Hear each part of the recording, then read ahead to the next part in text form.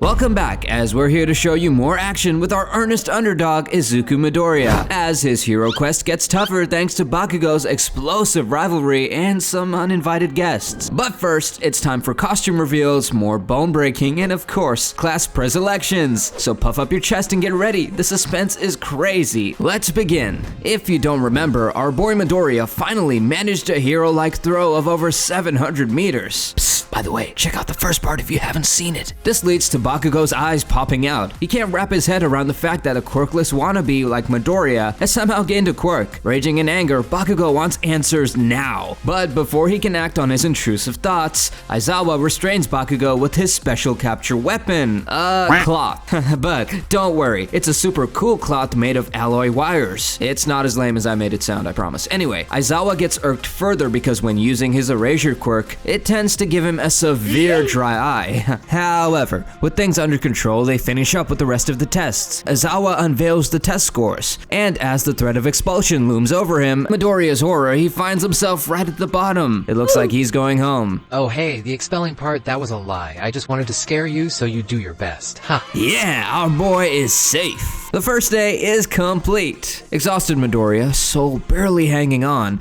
gets a jitter-inducing tap from Iida, who is surprisingly sincere rather than scary. They are soon joined by Ochako, who calls Midoriya Deku. Midoriya is flustered, and between rambling, he tells them Deku is a name given to him by Bakugo for an insult. But Ochako likes the name Deku for its "you can do it" vibe. A smitten Midoriya decides Deku is his name now, insult or not, and just like that, he has made his first two friends. How nice. Alright, it's day 2, and after some normal, boring classes, it's time for basic hero training featuring... I am here. All Might! His class gets to wear their hero costumes. Each student had presented a design to boost their quirks. And the school makes these costumes, but Midoriya's mom levels up his outfit by crafting an even better one from his sketches. For their battle, the students pair up as heroes and villains. The goal, the heroes must use capture tape to snag the villains, or they can aim to recover the hidden weapon within a time limit, while villains must guard the weapon or snag heroes. Simple, right? The teams are picked randomly, and for Midoriya, it's a dream come true since he gets paired with Ochako. But as team hero, they're up against hot-headed Bakugo and leg engine Iida, who will act as the villains. Bakugo is particularly fired up because he has a personal score to settle with Midoriya for lying to him about being quirkless. Let the roasting begin. Midoriya and Ochako barely step in before Bakugo unleashes his beast mode, torching half of Midoriya's mask. Recalling Bakugo's right arm habit, Midoriya dodges and grounds him before tearfully declaring the low-life dud Deku is no more. From now on, he is the "you can do it" Deku. He is ready to face Bakugo, who looks mad and attacks Midoriya again. Midoriya nearly tapes him up, but Bakugo escapes and retaliates with a fire punch. Ha, nope, he is great at predicting movements. Midoriya takes advantage of the building's maze-like structure and runs to distract Bakugo, while Ochako focuses on finding the weapon. Save for a moment, Midoriya asks for Ochako's location. She finds the weapon but gets caught by Iida after she starts laughing, seeing him get into character as a villain. They're right above Midoriya. Perfect. Bakugo, however, has other plans. Since childhood,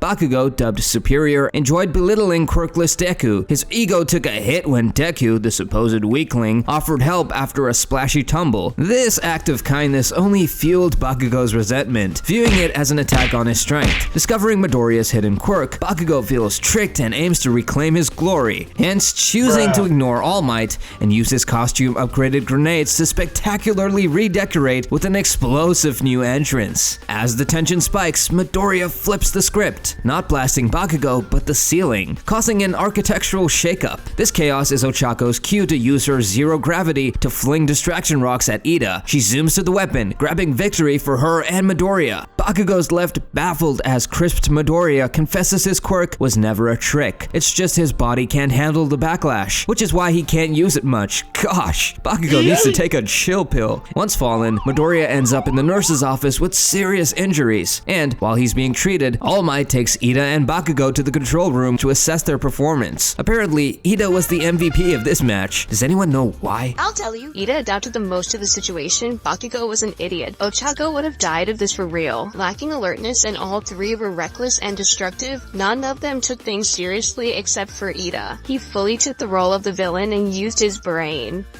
Wow, you nailed it. Time for the second round. Oh, never mind. Icy Hot Shoto wraps up round 2 by turning the place into a winter wonderland, solo style. A for effort, I guess. Well, at least we get to see a few more of the students' abilities. Nothing too important yet. After class is dismissed, All Might sprints to the infirmary, racing against his own transformation clock, and poof, hello, haggard self. Ha! Thankfully, Recovery Girl's in on a secret, but she's not very pleased to see Midoriya playing frequent flyer in her pained patient club. Anyway, Midoriya is back in class after some healing and is instantly swarmed by his new fan club. He's happy to make more new friends, but when he sees Bakugo is gone, he darts off for bro-to-bro chat at the gate, sharing part of his secret. He got his quirk from someone, but cannot tell him who. However, Midoriya vows to master his power and one-up Bakugo.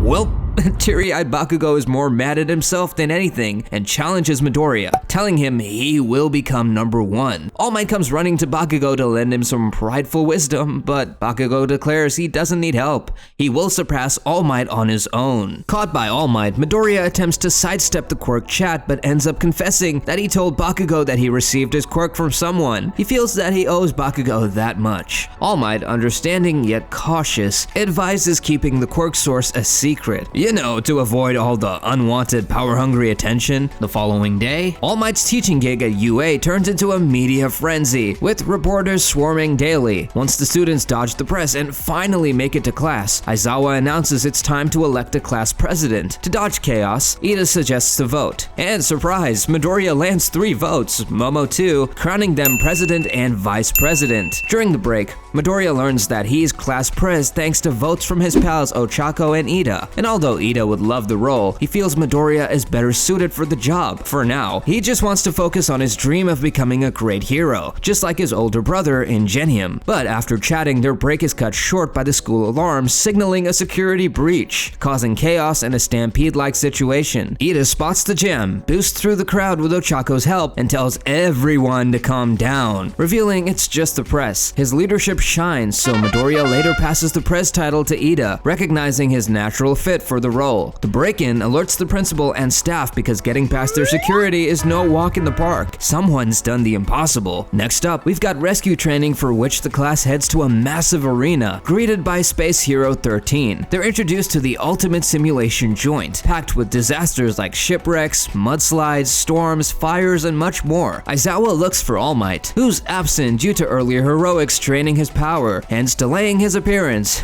Plus, passing his power to Midoriya has also shortened his hero time. Dang. But the training must go on, and just as they're about to start, a sketchy portal appears in the middle of the arena, through which some funky fellows appear. Wait, what's going on? Aizawa prepares for combat and warns the students to stay back. According to this creepy facepalm dude, the villains have come here to eliminate All Might, but since he's not here, they plan to eliminate students to force All Might to come. Aizawa instructs 13 to evacuate the students, while he plans to ward off the enemy till backup arrives. Midoriya fears for his teacher, thinking Aizawa's erasure quirk isn't the best for close combat. Shut up, inexperienced boy. Don't judge a book by its cover. Your teacher Aizawa is a badass. He leaps into villain fighting action, turning their quirks off like a light switch and gifting them a mummy makeover before greeting a mutant with a punch. Meanwhile, Midoriya's in awe, but Iida nudges him back to reality. They've got to bolt. Yet, their exit is cut off by wispy Kirogiri's villainous warp fog, scattering them across the disaster arena. Midoriya, Asui, and Mineta end up in the shipwreck zone. Meanwhile, Shoto's given his opponents the cold shoulder in the landslide zone. Oh, and Bakugo's living up to the destruction zone's name with extra flair. Across different zones, students gear up for a villain showdown. Now, at the entrance, 6 students and 13 are left. Shoji, the ultimate ears and eyes, confirms everyone's still alive and kicking. 13 tasks Iida with sprinting to alert the other teachers, since the villain has cut off communications. And his classmates also encourage him, promising their full support in clearing the way. Kurogiri scoffs at their open strategizing, but 13 counters with her black hole ability, vacuuming him up to clear the path for Iida's dash. Back in the shipwreck zone, Midoriya, nearly shark bait, is frog flung to safety by Asui onto the ship with Mineta. Realizing villains missed the memo on their quirks,